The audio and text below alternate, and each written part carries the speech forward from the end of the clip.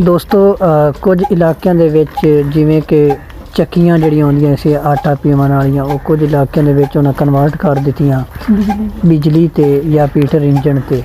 ਔਰ ਜਿਹੜੇ ਪੁਰਾਣੇ ਲੋਕ ਸੀ ਉਹ ਕੂਲੂ ਯਾਨੀ ਉਹਨੂੰ ਕਾਲਾ ਇੰਜਣ ਵੀ ਆਂਦੇ ਨੇ, ਉਸ ਤੇ ਚੱਕੀਆਂ ਉਹਨਾਂ ਲਾਈਆਂ ਹੋਈਆਂ ਤੇ ਉਹ ਬਸ ਉਹਨਾਂ ਦੀ ਬੜੀ ਇੱਕ ਨਾ ਸੁਰੀਲੀ ਜਿਹੀ ਆਵਾਜ਼ ਹੁੰਦੀ ਹੈ, ਠੁਸ ਠੁਸ ਚੱਲੀ ਰਹਿਣੀ।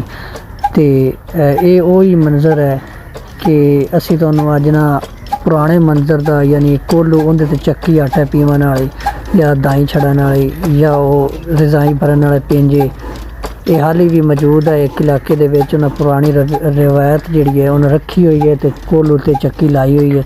ਤੇ ਆਓ ਤੁਹਾਨੂੰ ਸਾਰੀ ਇਹ ਡਿਟੇਲ ਨਾਲ ਦਿਖਾਵੀਏ ਕਿ ਉਹ ਕਿਵੇਂ ਵਰਕਿੰਗ ਕਰਦਾ ਤੇ ਕਿਵੇਂ ਕਿਵੇਂ ਮਸ਼ੀਨਾਂ ਲੱਗੀਆਂ ਹੋਈਆਂ।